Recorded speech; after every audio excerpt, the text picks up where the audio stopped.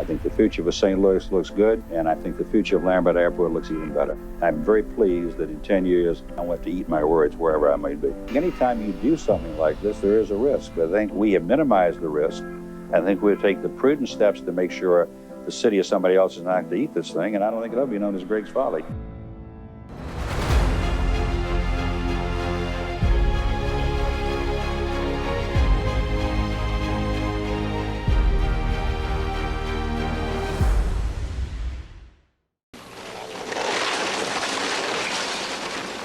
Buyouts in Bridgeton began immediately after the Record of Decision, and the first home to come down in Carrollton after W&W approval was at 4409 Brantwood in October 1999. It's a very sad day for this family, and it was very hard for me to watch it. Even though the houses are starting to go down in our community, we believe absolutely that W&W will never be built. I'm very sorry for the buyout. It had to be done. We try to do it as equitably, as honorably, and as fairly as we know how to do it. We're tired of seeing their faces, saying how fair they're going to be. It's not fair. If we do fight them, they put us on a shelf and come back 6 months later and say, okay, this is what we offer you. Either take it or we're going to tear your house down anyway. The people of Bridgeton should just pack up their lawn chairs and move. And that was Colonel Griggs's mode of operation, and it was his reputation all the way up and down the agency. I mean, it was more fear-based than respect-based. People building community, one of our taglines was, there's some things that money can't buy. Meaning, don't pretend by throwing money at a community that you're making them whole. I think that the airport focused so much on stats.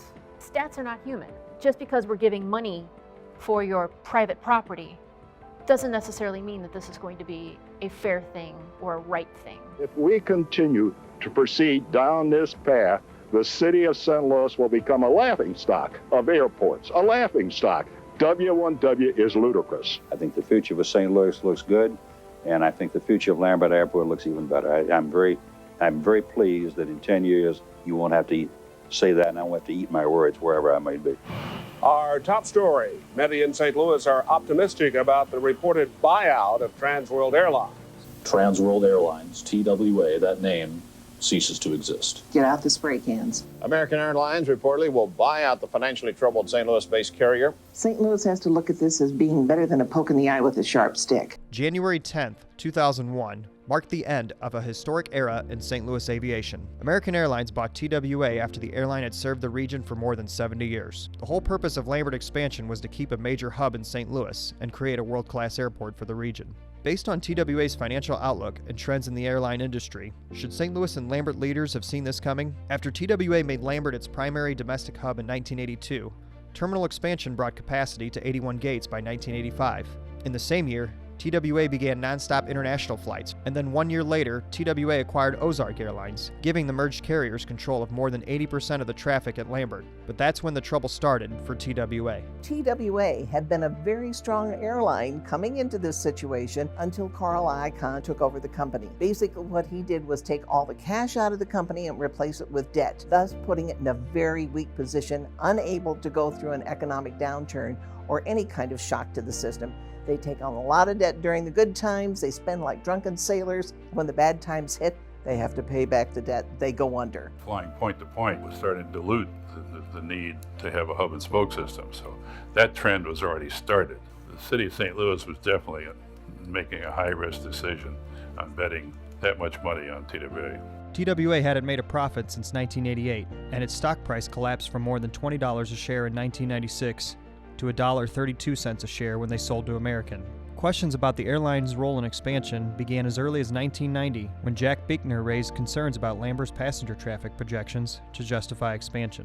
We will closely monitor the progress of the aviation industry and the nation's economy to ensure financial soundness of our expansion program prior to commencing construction. TWA filed for bankruptcy in 1992, and then in 1993, the city of St. Louis bailed TWA out of bankruptcy with a $70 million purchase of the airline's leasehold interest and improvements, and also personal property at Lambert. TWA filed for bankruptcy again in 1995, just 1 week before W1W was announced. The third and final bankruptcy in 2001 led to the sale to American Airlines. I did have a concern that if TWA went under and we could not replace it with another hub, that our projections regarding the needed capacity would turn out to be all wrong. So again, doing something that was substantial but more modest made more sense. In 1997, 1 year before W1W was officially approved, Bridgeton hired Scott Terry to do an independent study to see if W1W made sense for Lambert, TWA, and the St. Louis region.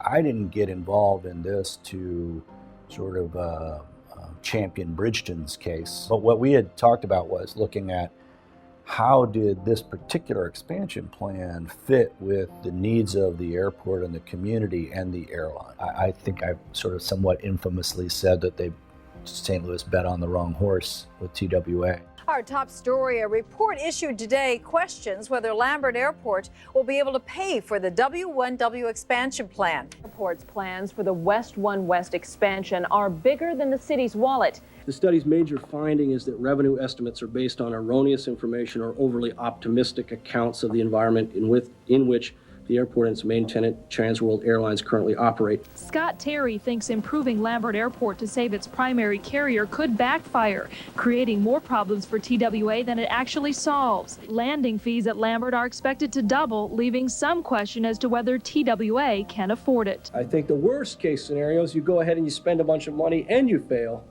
Then the region is not well served in either case. The cost associated with the expansion was going to be borne primarily by TWA at a time when it couldn't afford the relatively low cost that it was paying already at St. Louis. We were kind of joined at the hip with St. Louis and Lambert Field. I know a lot of the people in TWA were quietly skeptical of all the plans. They were pretty much obligated to go along with whatever St. Louis wanted.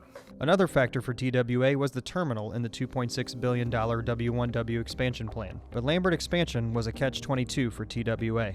Financially troubled TWA cannot afford to pay for a central part of the overall expansion, a new terminal. And without that terminal, TWA says it's not sure how it's going to pay for W1W. Underwriters have told the city TWA can't afford a new terminal. Without new ways of generating revenue, TWA isn't sure how it will pay for W1W. Yet even now, the city is moving ahead with Phase 1.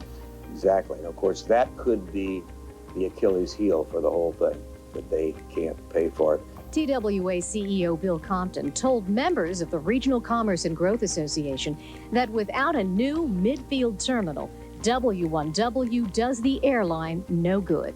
What he is saying is an absolute given.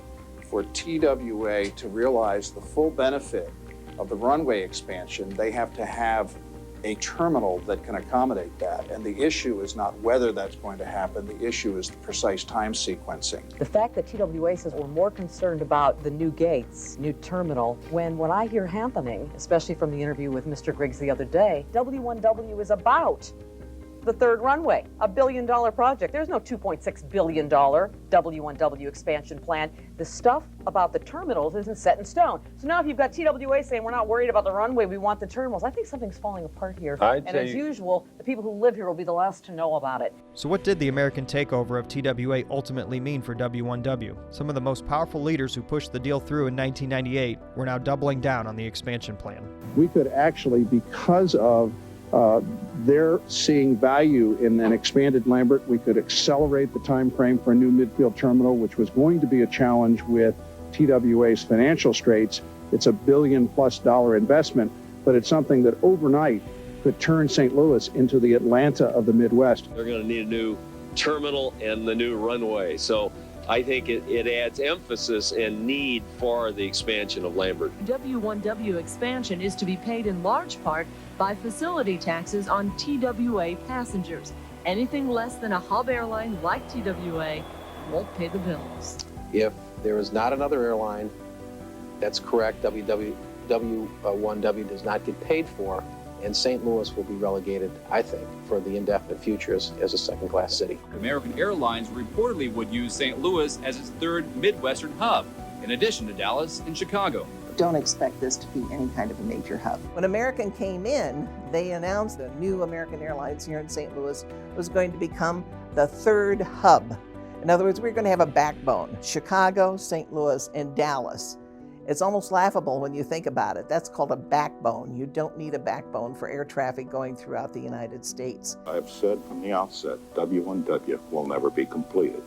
And the only change now is that I think some people will agree with me. The city of St. Louis and Lambert did not agree with Conrad Bowers and pressed on with the W1W expansion plan and broke ground on the new runway on July 30th, 2001. Expanding and modernizing Lambert International Airport is one of the most important things we can do to ensure our economic future. This new runway is going to give us the wherewithal to follow through on our commitment to grow and develop our new hub for many, many years to come. The terrorist attacks on September 11, 2001 threw the airline industry into chaos, with air traffic decreasing nationwide. But business moves by American Airlines during this time frame showed how much, or how little, they valued Lambert in St. Louis, raising the question again of whether or not to follow through on the W1W expansion project. American will spend less than $15 million for airport improvements, a far cry from other American Airlines cities. These are not serious renovations. This is not the second terminal or the new terminal that they've been talking about. A new terminal is even more of a dream in St. Louis now, where American's so-called improvements include replacing large passenger jets with smaller regional jets on the D concourse. There's no need to expand unless you have clear indication of where the growth of the industry is going.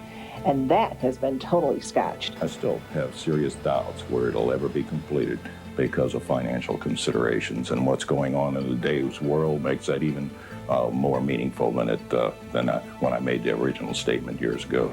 But the airport director says all the bonds needed to build the runway are already sold, and that potential slowdowns in the air travel industry were factored into the cost of the expansion plan. Do you think Lambert still needs to go forward with airport expansion, considering all the trouble in the airline industry? If I did not think it, we would not be going forward. Anybody who objects to it, I think, has a head in the sand. Moody's believes that St. Louis is particularly vulnerable to declines in airline operations and passenger enplanements in the current environment, given its role as a connecting hub for American Airlines. And the role St. Louis and Lambert would play for American Airlines would become drastically different on July 16, 2003.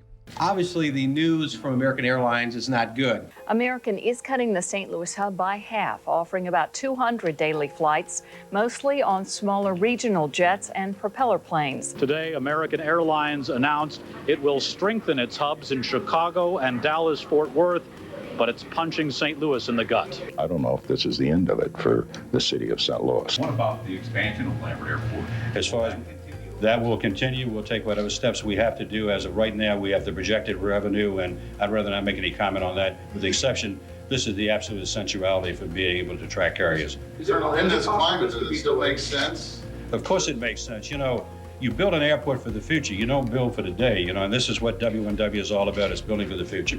If we're going to put all of this time and money, let's not be creating a white elephant that we're embarrassed by at the end of the day. And all the signs were there that they had really backed a loser, a real boondoggle, and they couldn't admit it. The numbers show the American cutbacks of 2003 was an even more devastating hit than the buyout of TWA in September 11th, both in terms of passenger traffic and aircraft operations. While other airports recovered and prospered after 9/11, Lambert left itself behind. There wasn't enough of a recognition of the economics of what was going on in the airline industry. It's a very cyclical industry. So what we're looking at right now is ignoring the nature of the industry as if we were always going to continue to expand. The handwriting was on the wall even before this whole situation got started. If you were simply looking at the economics and what was going on, it didn't take a rocket scientist to figure this out. The W1W runway, known as Runway 1129, finally opened on April 13, 2006, but with little fanfare. Leonard Griggs retired as Lambert's airport director even before the new runway became operational. And after nearly 2 decades of pushing stories and editorials favoring airport expansion into Bridgeton, the St. Louis Post-Dispatch finally questioned the necessity of this project. Post-Dispatch did fall down on their job. That was my regret about the media coverage. Not that we weren't able to generate it, but that so often it was trivialized. The Post-Dispatch, we used to call it the Post-Disgrace. On this issue, they didn't serve the region. The benefit of hindsight also came from local St. Louis leaders after the runway became operational. In 2007, Mayor Slade made the statement that St. Louis missed a real opportunity in 1970 by not moving Lambert to Columbia Waterloo. If they would have had the airport in that area, then you wouldn't have had the migration to the west. Mayor Vince Schamel echoed those statements about not building the Illinois airport in a 2019 interview. But as mayor in 1989, he wrote that expanding Lambert was better than building a new airport.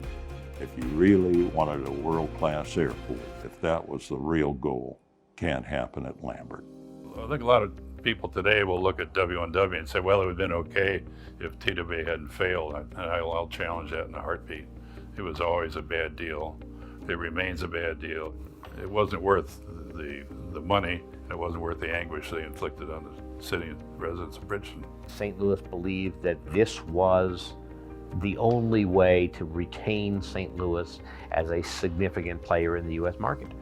They were doing this in part in a field of dreams sort of way. If we build it, they will come. I think that myth, if you will, really played in a lot to the politics of what was going on at the time. In September 2009, American Airlines announced it was officially ending its hub operation in St. Louis, cutting down its number of daily flights from 200 to 36 to just 9 cities. Lambert's annual passenger traffic fell below 13 million people, and annual aircraft operations tanked to under 200,000 operations per year. St. Louis, its origin and destination traffic was smaller, right? So that huge volume of passengers that was coming through the airport, nobody was getting out of the airport and going into town. They were just changing planes.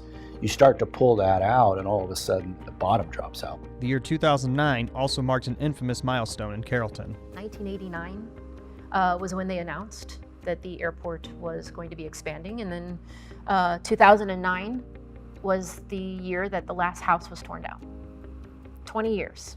You were in this holding pattern for 20 years, and that's a long time to not know what your future is.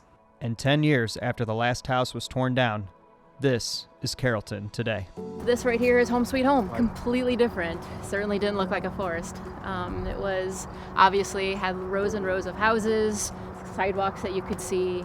So yeah, I mean, it looked like an everyday suburb. It doesn't look like that now when you have trees growing through the middle of the road.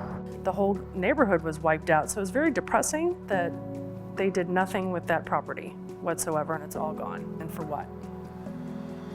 For nothing, except for the pool. The Carrollton Pool building is still sitting there, and I have no idea why. That's even more depressing. As far as what's left, obviously you see that there is really nothing. And this isn't St. Louis County. This is actually St. Louis City property that is nested here. How is this land going to be utilized? Who's going to utilize it? Obviously the land is owned by the airport, but as you can see, the airport isn't doing anything. I didn't think that this would be hard. And for what, you know, for what? I think that's actually a surprise because we sort of thought the city, cash-strapped, was gobbling up the county to be able to do a lot of good commercial development with it and have some resources. And it's like not only is the runway a bust, all of their land acquisition was a bust. I try to drive through Carrollton just to see what's going on. Obviously there's nothing, and this is an area where a lot of people came from. And so I'm not the only one. I'm not the only one that comes back here. I'm not the only one that sort of checks things out. And there's a lot of people that want to know what's next, what's going to happen, what's remaining. And, you know, I think for the time being, it's going to look like this with bigger trees. When you ignore democracy, when you have something that one community is able to steamroll another, that people have no voice, no representative democracy, bad decisions are made and people get hurt. And so I think that decision does point to the need for some kind of regional cooperation, some kind of understanding of how are we going to work together. Despite losing a third of its population and more than half of the city's housing stock to Lambert expansion, Bridgeton has rebounded into an attractive and desirable city in the St. Louis region. Bridgeton's a great community, and we have bounced back. And I always said, like, it's living in a small town, but yet having all the advantages of a metropolitan area. Bridgeton has always been an open community, one that participated in the operation of the city, has numerous boards and commissions that residents serve on. It gives everybody a sense of pride. Check out the July 4th parade. I think it grows every year rather than getting smaller.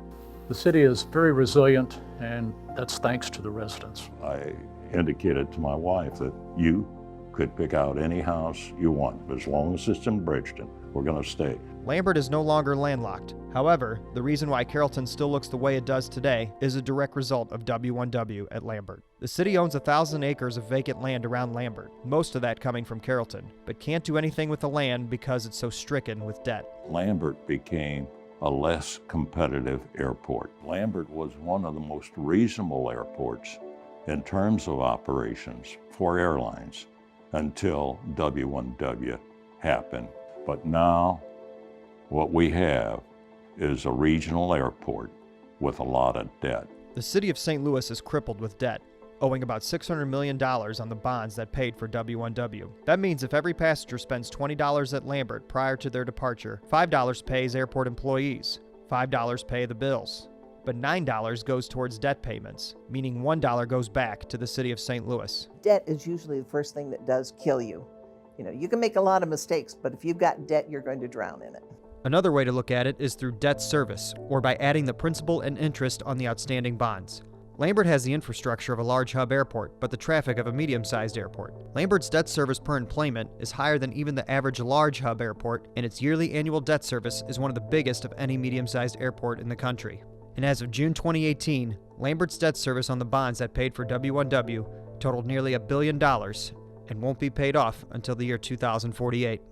Who wants to borrow all that money? And it has to be paid back, right? The interest and the principal's got to be paid by the airport. This was a risk that, was foreseeable and did counsel against such an enormous expenditure with borrowing unless you knew you were going to get the capacity. Is the Bridgeton airstrip costing us any money, or we using it now?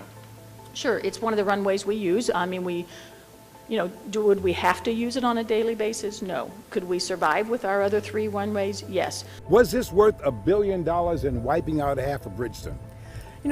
As an airport director, I would tell you it is an incredible asset for us as an airport. In 2015, your runway was used just 10% of the time, and now, but it's still just used 14% of the time.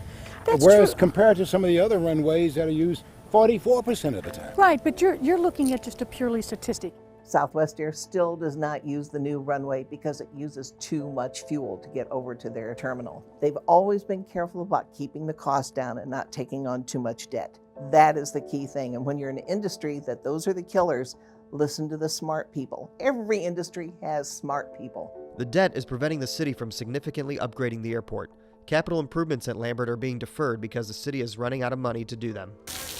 You don't expect to get drenched inside the airport. The water came pouring through the ceiling at Lambert. In a recent traveler satisfaction survey, Lambert still sits above the average category. The survey measured customer satisfaction in accessibility, security checks, baggage claim, passenger check-in, and food and retail. What started out as a $2.6 billion Lambert expansion project turned out to be a $1 billion boondoggle in the form of a 2-mile-long slab of concrete at the expense of Bridgeton, demolishing more than 2,000 homes, 4 schools, 6 churches, 75 businesses, displacing more than 6,000 people for what was supposed to be a world-class airport for the St. Louis region. It isn't the world-class airport they thought they were always going to build. There were a lot of mistakes made. I think that it was too political rather than based on facts is what really drove us to where we are. Eminent domain, you shouldn't use it if it's not for the public good. This isn't just bad for Bridgeton. This is bad for the region if we're going to create a white elephant. St. Louis is St. Louis, and St. Louis County is St. Louis County, and never the twain shall meet. And trying to exercise power one over the other is not good economics and not good policy. St. Louis lost their hub carrier, and now they have an extraordinary amount of concrete that's never used. The W1W, it's not the plan. The plan is presented, included this mid-airport terminal. So the plan was not completed, and so we have the runway. And again, a runway, doesn't make a world-class airport out of any airport. But now what we have is a regional airport with a lot of debt. If you just do the airfield, it doesn't resolve the terminal problems. We see that large portions of the old terminal that used to be, wingtip to wingtip all the way across, they're abandoned. The idea of building a bigger airport with a big, long 9,000-foot runway that goes to nowhere might satisfy somebody's claim to build a world-class airport. But from a passenger standpoint, or from a pilot standpoint, or an air traffic controller standpoint, it did not. Was it worth the $1 billion? Not this boondoggle. There is a risk, but I think we have minimized the risk. I think we'll take the prudent steps to make sure the city or somebody else is not to eat this thing, and I don't think it'll be known as Griggs Folly. It will allow us to handle 632,000 operations in the year 2015. It will take us from 40 to 65 million people. Anybody who can count knows that's a significant increase in capacity. Lambert's growth remains stagnant today, unable to get back to 200,000 yearly aircraft operations since American pulled its hub in St. Louis in 2009, and a far cry from Leonard Griggs' projections. Annual passenger traffic is sluggishly hanging around the 15 million mark, half of the 30 million people Lambert served in its heyday in 2000, and just a mere third of the city's initial expansion projections. Lambert isn't growing its way out of debt. All of our growth, all but about 1%, came from connecting traffic. And the city's inability to realize it couldn't get a mortgage beyond its income is handcuffing Lambert from doing anything world-class today. With the city's $600 million in debt and 1,000 acres of Carrollton just sitting and rotting away in what is now the property of a lethargic Lambert airport, there's a need for something new for the St. Louis region. And I've gotten a little perspective on it now after 20 years. When you get to something like this, okay, and you're looking at, you're searching for a rationale. What reason, whether good or bad, honest or dishonest, what rational reason could there be for something like this? So you start speculating. Over the years, I have found, though, that incompetence can explain a lot. People always go back to 1877, you know, this great separation, the St. Louis from the county. And I think the Post referred to it as the dumbest political mistake ever made by the city. Well, I would say W1W, the selection of W1W, is the second dumbest political mistake.